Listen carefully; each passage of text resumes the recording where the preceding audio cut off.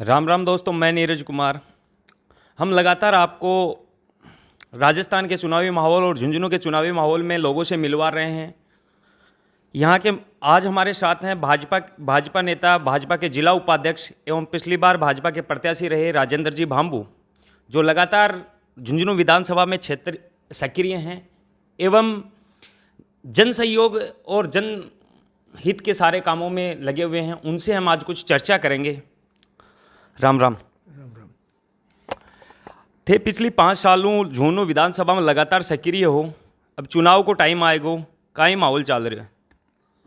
मैं तो पिछली बार जब से चुनाव लड़ा तो एक भाजपा का कार्यकर्ता के रूप में कार्य कर रहा हूं। और रही बात माहौल की, ये तो जनता से आप फीडबैक लीजिए।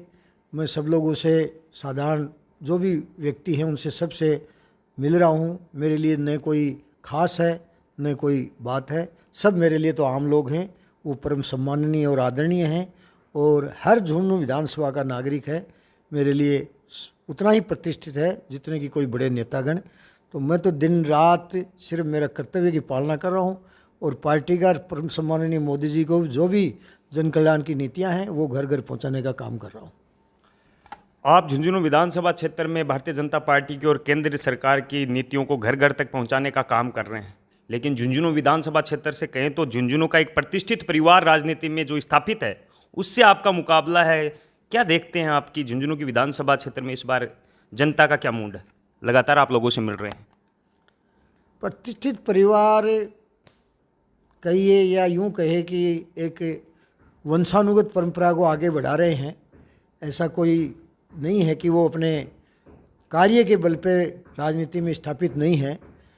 थोड़ा तो दुर्भाग्य मानिए या यहाँ के मतदाताओं की विडंबना मानिए कि बदकिस्मत से झुंझुनू विधानसभा में, जहाँ तक मेरा मानना है, 1996 से जितने भी चुनाव हुए हैं उसमें किसी भी प्रत्याशी ने यहाँ चुनाव लड़ने के सिवा क्षेत्र में नहीं रहा और न दोबारा से किसी भी प्रत्याशी ने टिकट मांगी। इसके कारण से कोई विकल्प नहीं होने के कारण ये जो वंशानुगत परंपरा जो सम्माननीय शीशराम जी ओला थे और अब उनके पुत्र हैं, वो निरंतर यहाँ राजनीति में एक तरह से सफलतम राजनीति की तरह से 3 बार पर चुने गए हैं। लेकिन ये कोई उनका काम और कोई कांग्रेस की अच्छी नीतियों का बदौलत नहीं है। भारतीय जनता पार्टी की यहाँ कोई उम्मीदवारी सक्षम नहीं आई थी। अब की बार चूँकि जब से मेरे को विधानसभा में यहाँ प्रत्याशी बनाया गया, मैं 5 साल से जनता के बीच में सक्रिय हूँ। जन कल्याण कार्य जो भी मैंने किए हैं वो भी किए हैं। उनके अलावा हमारी मोदी जी के जो जन कल्याण के कार्य हैं वो भी बहुत मुँह बोल रहे हैं। अब पार्टी का यहाँ अलग से ही कुछ रुतबा भी बढ़ा है, पार्टी की साख बढ़ी है और हमने माननीय मोदी जी की जो नीतियाँ हैं उनको घर घर पहुँचाने में कामयाबी मिली है। तो यहाँ एक अलग तरह का माहौल देखने को मिल रहा है बनिस्बत पिछले 20 साल की बजाय। आप लगातार क्षेत्र में सक्रिय हैं, आपके साथ ही भारतीय जनता पार्टी के और भी कई लोग दावेदार हैं। आप को क्या उम्मीद है कि भारतीय जनता पार्टी आपको प्रत्याशी बनाएगी? देखो, दावेदार हैं ये तो एक अच्छी बात है। भारतीय जनता पार्टी में लोकतंत्र है। जब अपने एक तरफ बात कर रहे हैं कि भाई वंशवाद की राजनीति लोग कर रहे हैं, उनको यहाँ हमारी विधानसभा से अलग रखना है, तो ठीक उसके विपरीत जब अधिक लोग टिकटार्थी हैं, भारतीय जनता पार्टी एक विश्व की सबसे बड़ी, सबसे अधिक संख्या वाली पार्टी है, तो उसमें अच्छे लोकतंत्र के लिए टिकटार्थी अनेक होना भी बहुत अच्छी बात है। रही बात मेरे खुद की, मैं समझता हूँ कि जो भी मेरे मित्र टिकटार्थी हैं वो अपनी जगह पे सही हैं, उनका अधिकार है।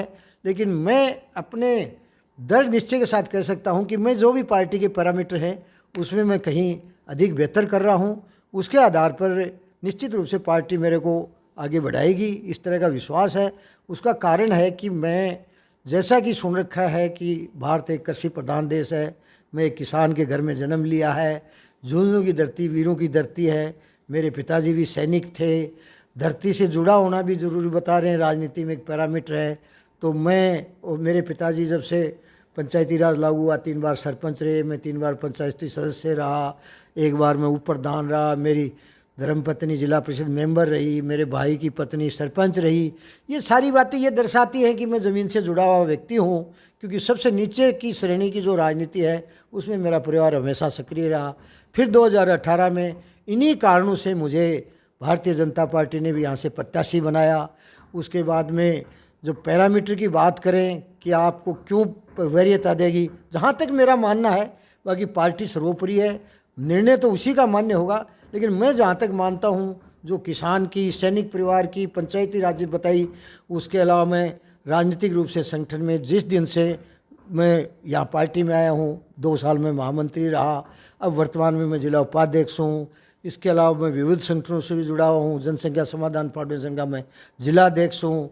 उसके अलावा जो भी सनातन धर्म की गतिविधियाँ हैं पिछले 5 साल में, चाहे राम काज का काम हो, चाहे रामनवमी का हो, चाहे रामलीला का हो, चाहे गणगौर का हो, चाहे हनुमान जयंती महोत्सव हो, सब तरह के कार्यों में मैं बहुत आगे बढ़ चढ़ के भाग लिया है।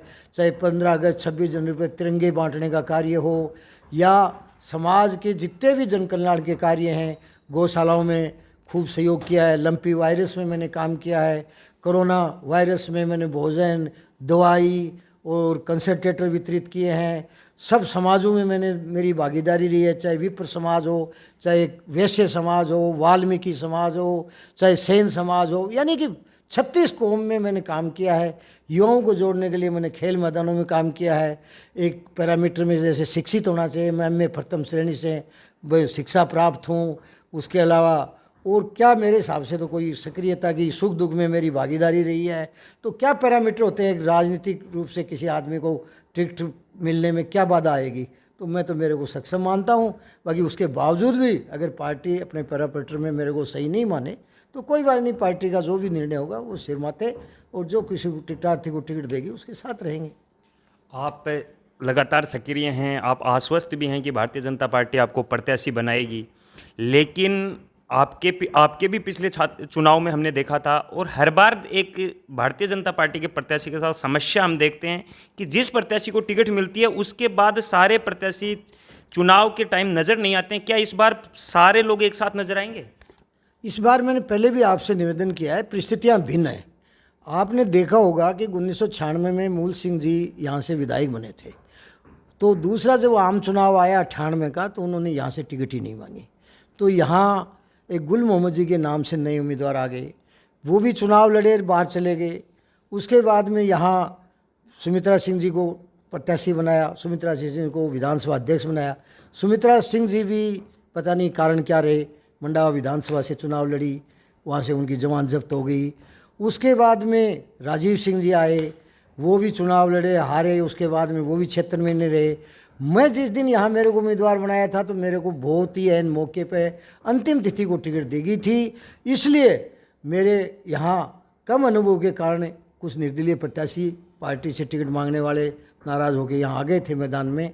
लेकिन अब की बार स्थितियाँ ऐसी नहीं है, अब मैं टिकट मांग रहा हूँ। मैं मेरे 5 साल की जो सक्रियता है, पार्टी की रीति नीति, पार्टी के अंदर संगठन में कार्य, जनसेवा का कार्य, युवाओं के बीच मौजूदगी, इन सारे बातों को लेके आज मैं इसमें 5 साल से सक्रिय हूँ। इस तरह का पिछले 20 साल में कोई भी भारतीय जनता पार्टी का कार्यकर्ता ऐसा नहीं रहा। इसलिए ऐसा कोई, जनता का भी यही रुझान है कि किसी भी स्थिति में निर्दलीय प्रत्याशी को हम मतदान नहीं करेंगे, क्योंकि यहाँ के मतदाता जो भाजपा समर्थित लोग हैं वो बार बार ये निर्दलीय आने से और यहाँ भाजपा का प्रत्याशी सफल नहीं होने के कारण से यहाँ कुंठित हैं। इस बार निश्चित रूप से पार्टी प्रत्याशी को ही वोट करेंगे, और पार्टी भी ऐसे ही आदमी को उम्मीदवार बनाएगी जो 5 साल लोगों के दुख दर्द में और पार्टी के संगठन में, जन कल्याण के कार्यों में, हर कार्यों में सेवा दी है। निश्चित रूप से पार्टी इसी तरह के उम्मीदवार को बनाएगी। इससे पहले पार्टी की विडंबना मानिए या दुर्भाग्य मानिए या यूँ कहिए कि कोई उम्मीदवार ने दोबारा से टिकट मांगी ही नहीं। कल मैं आपके ही एक साथी से बात कर रहा था तो उन्होंने कहा कि कांग्रेस से एक बड़ा जाट चेहरा मैदान में है, अन्य दलों से भी जो छोटे दल हैं, आरएलपी है, मार्क्सवादी कम्युनिस्ट पार्टी है, या कुछ निर्दलीय जाट चेहरे मैदान में होंगे। तो इस बार भारतीय जनता पार्टी का मानस नहीं है कि वो किसी जाट प्रत्याशी पर अपना दांव खेलेगी। नहीं, ऐसा तो कुछ, देखो पार्टी की अपनी खुद की पैरामीटर होते हैं। इसमें तो पार्टी क्या सोच रही है उसके बारे में हम क्या कह सकते हैं। राजस्थान में लगातार कांग्रेस की सरकार है, भ्रष्टाचार है, पेपर लीक हो रहे हैं। आप मैदान में सक्रिय हैं, इस भ्रष्टाचार के बारे में आप क्या कहेंगे? भ्रष्टाचार तो क्या कहें, अब भ्रष्टाचार की तो जो सीमाएं थी, भ्रष्टाचार की जो व्याख्या थी, उसको तो ख़त्म कर दिया इस कांग्रेस की सरकार ने। जब मान लो सचिवालय जैसी जगह पे करोड़ों रुपए का केस, किलो वजन में जब सोना मिलता है, विधायक अपने ही पार्टी के मंत्रियों पर, मंत्री अपने मुख्यमंत्री पर उल जुलूल अगर आरोप लग रहे हैं और सिद्ध भी हो रहे हैं, प्रत्यक्ष को प्रमाण किया जाता है, ये काम होता तो है विरोधी दल का, लेकिन सत्ता पक्ष ही अपने ही विधायक, मंत्री, इनके अफसरशाही सब एक दूसरे पर आरोप लगा रहे हैं। तो भ्रष्टाचार की तो सारी सीमाएं लांघ दी। स्थानांतरण में पैसे लग रहे हैं, बजरी माफिया, भू माफिया, कितने गैंगवार, अब एक स्थानांतरण माफिया और पनप गया। तो भ्रष्टाचार की तो सारी सीमाएं लांघ चुकी है सरकार। तो इसके बारे में तो कुछ कहना, मतलब यूँ मानो कि कोई डिक्शनरी में शब्द ही नहीं है। इससे बड़ा भ्रष्टाचार तो कहीं मिलेगा ही नहीं आपको, अभी तक तो मैंने देखा नहीं। आप लगातार झुंझुनू विधानसभा के क्षेत्र में लोगों से मिल रहे हैं, संपर्क कर रहे हैं। झुंझुनू विधानसभा क्षेत्र में जाट समाज बाहुल्य में है, और जब से जाट आंदोलन, किसान आंदोलन हुआ है, पहलवान बेटियों का आंदोलन हुआ, उसके और राजस्थान के प्रदेश अध्यक्ष सतीश जी पूनिया को जब से प्रदेश अध्यक्ष पद से हटाया गया है, उसके बाद क्या आपको नज़र आता है कि जाट कम्युनिटी में कहीं नेगेटिव पॉइंट गया है? नहीं, ऐसा नहीं है। भारतीय जनता पार्टी कोई जाति विशेष की पार्टी नहीं है, ये सर्व समाज की पार्टी है, बहुत बड़ी लोकतांत्रिक पार्टी है। विश्व में जो इसने जो साख बनाई वो किसी जाति विशेष के कारण, ऐसा कभी राष्ट्रीय पार्टियों का चेहरा होता भी नहीं है। और सतीश जी की जहाँ तक बात है, वो पूरा संवैधानिक रूप से प्रक्रिया, ये कोई कांग्रेस थोड़ी है जहाँ नेहरू परिवार ने कह दिया वही आजीवन बना रहेगा। यहाँ 3 साल का हमारे पार्टी के अंदर संविधान है, 3.5 साल तक सतीश जी रहे, निश्चित रूप से उन्होंने अच्छा काम किया संगठन के लिए। और अब भी ऐसा कोई समाज निराश नहीं है, हर आदमी को यहाँ अवसर मिलता है। सतीश जी को पूरा अवसर मिला है, 3.5 साल तक वो रहे हैं, संगठन के लिए बहुत अच्छा काम किया है। अभी भी माननीय सीपी जोशी को अध्यक्ष बनाया है, उन्होंने भी कहा है कि परम सम्माननीय सतीश जी के जो अधोरकार्य हैं उनको मैं आगे पूरा करूंगा और पार्टी को आगे बढ़ाऊंगा। तो ऐसा कुछ है ही नहीं कोई इस तरह का जाति का, किसान आंदोलन का, इससे कोई लेना देना नहीं है पहलवानों का। ये सब संगठन की प्रक्रिया है और पूरी संवैधानिक तरीके से भारतीय जनता पार्टी का जो संविधान है उसके अनुकूल है। जनता में इस तरह का कोई तरह का मैसेज नहीं है। आप लगातार सक्रिय हैं, जनता में जा रहे हैं, जनता का समर्थन आपको मिल रहा है। अगर पार्टी आप पर विश्वास जताती है और फिर जनता आपको चुने, आपका विधानसभा के लिए क्या विजन है झुंझुनू विधानसभा क्षेत्र के लिए अगर आप विधायक बनते हैं तो? झुंझुनू विधानसभा के विकास के लिए मैं कर संकल्प हूँ और पिछले 15 साल से जो यहाँ का जनप्रतिनिधि है बहुत उदासीन और नकारा रहा है। और विशेष रूप से झुंझुनू विधानसभा विकास के हर पायदान पे पिछड़ी है, चाहे शिक्षा हो, सड़क हो, स्वास्थ्य हो, हर दृष्टि से पिछड़ी हुई है। एक सिर्फ कोई तुष्टीकरण की नीति के कारण ये जनप्रतिनिधि बार बार यहाँ जीतता आ रहा है। उसके अलावा भारतीय जनता पार्टी का, मैंने पूर्व में भी आपसे बताया कि यहाँ लगातार कोई कार्यकर्ता नहीं उभरा कि जनता के बीच में और उनके दुख दर्द में। पहली बार अगर भारतीय जनता पार्टी मेरे को पर विश्वास जताती है तो निश्चित रूप से मैं यहाँ लगन के साथ जो 5 साल से रहा हूँ उससे भी कहीं, जब मेरे को जनप्रतिनिधि यहाँ से चुन लेगी तो मेरा दायित्व बढ़ जाता है और उस दायित्व को मैं पूरा मुस्तैदी से निर्वहन करते हुए जनता की जो आशा और आकांक्षा उस पर खरा उतरूँगा। और जो ये 15 साल की कमियां हैं निश्चित रूप से मैं विजन के रूप में काम करते हुए शिक्षा, सड़क, स्वास्थ्य, हर दृष्टि से मैं झुंझुनू के विकास के लिए कर संकल्प रहूँगा। और जनता की जो आशाएं हैं, जो चहुमुखी विकास विधानसभा होना चाहिए, निश्चित रूप से वो एक नज़ारा देखने को मिलेगा जिससे कि भारतीय जनता पार्टी की वाह होगी। आप लगातार जनसंपर्क में लगे हुए हैं, मिल रहे हैं, लोगों की समस्याएं, क्षेत्र की समस्याएं भी आपके सामने आ रही हैं। तो जैसे अगर आपको मौका मिला, आप विधायक बने, तो प्रथम 3 प्राथमिकताएं क्या होंगी झुंझुनू विधानसभा क्षेत्र के लिए आपकी? पहला तो यहाँ क्या है कि आधा सेंटीमीटर भी बारिश हो जाता है तो पूरे शहर में पानी से लबालब भर जाता है, जनजीवन अस्त व्यस्त हो जाता है, नालियों में और कहीं गंदा पानी जिसके कारण तरह तरह की बीमारियां फैलती हैं। तो मैं तो ये झुंझुनू की जो ये पानी निकासी की व्यवस्था है पहले इसको काम कराऊंगा। रेलवे और ब्रिज जो मुख्य सड़क जो राजधानी से जोड़ती है, दिल्ली जाती है, उससे ये ब्रिज पड़ा है। एक ऑडिटोरियम था जिसमें भामाशाहों के पैसे लग चुके, सरकार का नहीं मिला। देवरासर में शौर्य उद्यान में 95% लग गए, वो पूरा नहीं हो रहा। ये जो भी पिछले 15 साल से जो बहुत अच्छी अच्छी स्कीमें थी, उनको मैं पूरी प्रायोरिटी पे लेके, सबसे पहले यूँ मानो कि जो आम जन को जो प्रभावित कर रहे हैं, उन सारी जो भी चीज़ें हैं उनको मैं प्रायोरिटी पे लूँगा। आप झुंझुनू विधानसभा क्षेत्र के वोटरों से कोई अपील करना चाहेंगे?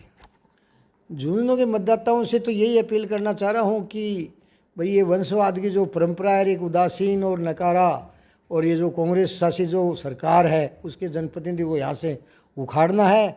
और एक आपके बीच के, आपके दुख दर्द में शामिल 5 साल से जो आपके बीच में रह रहा है, उसको एक बार जनप्रतिनिधि के रूप में आप देखें, जिससे आपके सपने साकार हो सकें। यही मेरा विनम्र आग्रह रहेगा झुंझुनू विधानसभा के मतदाताओं से। ये थे हमारे राजेंद्र जी भाम्बू, जिनका कहना है कि अगर जनता पार्टी मेरे पर विश्वास करती है और पार्टी के विश्वास के बाद अगर झुंझुनू विधानसभा क्षेत्र की जनता मेरे पर विश्वास करके मुझे राजस्थान की विधानसभा जाने का मौका देती है, तो मैं झुंझुनू विधानसभा के चहुमुखी विकास के लिए प्रयास करूंगा। और जो झुंझुनू विधानसभा की पानी की, शौर्य उद्यान की, बरसात के पानी की निकासी की जैसी समस्याएं हैं, उनको प्राथमिकता से पूरा करने का प्रयास करूंगा।